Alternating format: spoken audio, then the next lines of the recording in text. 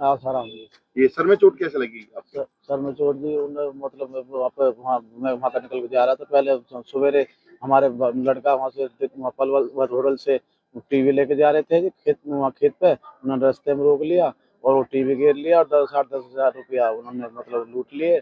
लूटने के बाद में फिर हम वहाँ पे कौन है जिन्होंने पैसे लूटे, झगड़ा किया?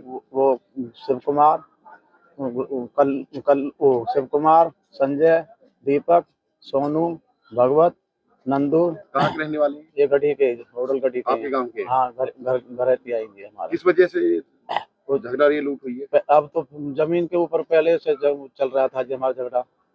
और पहले भी कर चुके हैं मारपीट? हाँ, पहले भी मारपीट कर चुके जी। फिर उसके बाद में जी फिर हमारे भांजी के भात था, भात के लिए जा रहे थे। वहाँ भात में जाने के मैंने घर पे फतवार कर दिया। मैं वहाँ से निकल के जा रहा था, फिर मेरे को मतलब घर में भी ले गए खींच के। और मेरे कितने टाँगे हैं सिर में?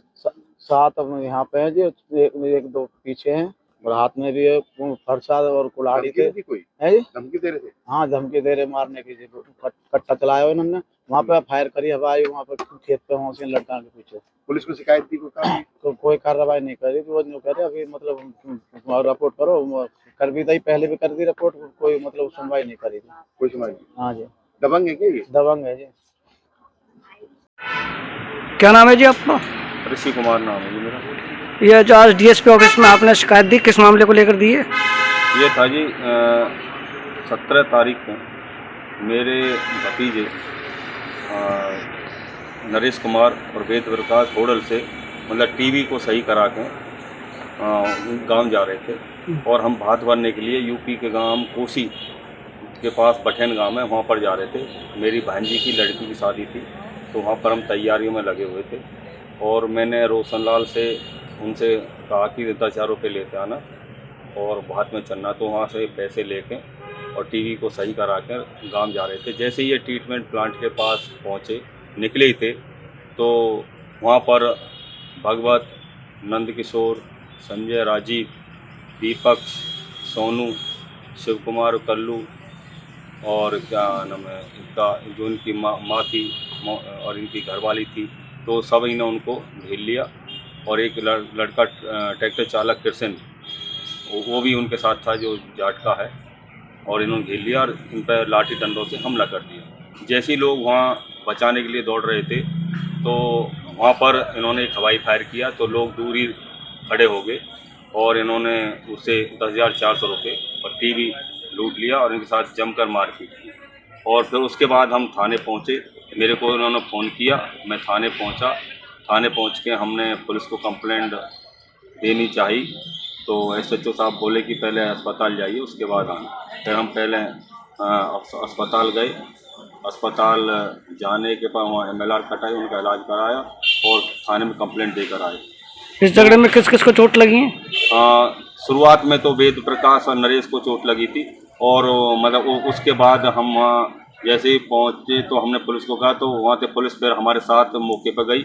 मौके से पुलिस ने जो टीवी लूटा था उन्होंने तोड़ दिया, बाद में लूटने के बाद वो हम मौके से बरामद किया। और एक हॉल पुलिस ने जो चला था वो भी वहाँ से मौके से बरामद किया। और उसके बाद हम फिर भात में जाने के लिए तैयारी करने लगे। 4:30 बजे उन्होंने, हम छत पर थे, तैयार थे भात में जाने के लिए। मेरे बेटे की घरवाली वो तैयार हो रही थी, तो इन्होंने झट अपने चौक में गाली गलौज शुरू कर दी। तो पास में मकान है और लाठी डंडे ज़मीन में दे दे के मारने लगे।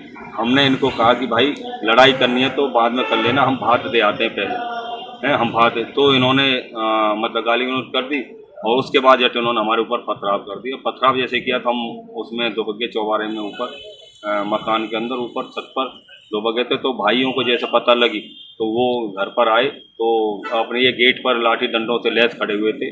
तो भाइयों पर जैसे ही इन्होंने लाठी डंडे बरसाने शुरू कर दिए, तो उसमें भाई आसाराम को काफ़ी चोटें आई हैं, जिसकी हालत अभी गंभीर है और पलवल एडमिट है, जिसको हम फरीदाबाद भी चेकअप करा के लाए हैं। अभी रिपोर्ट नहीं आई कि उनमें क्या है। तो उसके बाद मतलब, लेकिन पुलिस ने, अगर इससे पहले भी हमने मतलब 16/4 को 2024 को मैंने इनके खिलाफ कंप्लेंट की। MLR कटी हुई है, भाभी संतरा के साथ उन्होंने झगड़ा किया था खेत पर, लेकिन पुलिस ने 16/4 इतने दिन बीत जाने बाद उनके खिलाफ कोई कार्रवाई नहीं की। उसके पहले, उसके बाद अब 10/11 को फिर कंप्लेंट लेके पहुँचे तो SHO साहब ने कंप्लेंट फेंक के मारी, कोई कार्रवाई। मेरे से कहा कि मैं सिटे को नहीं मानता, दूसरी निकलवा के लाओ। मैं दूसरी यहाँ से रिपोर्ट लेगा, यहाँ से निकलवा के SDM साहब के पास से मैंने वो पेश की, तो उन्होंने कहा कि मेरा मामला नहीं है, ये मतलब सिटे का मैटर है, ये मेरा मामला नहीं है, आप जाओ यहाँ से, मैं इस पर कोई कार्रवाई नहीं करता।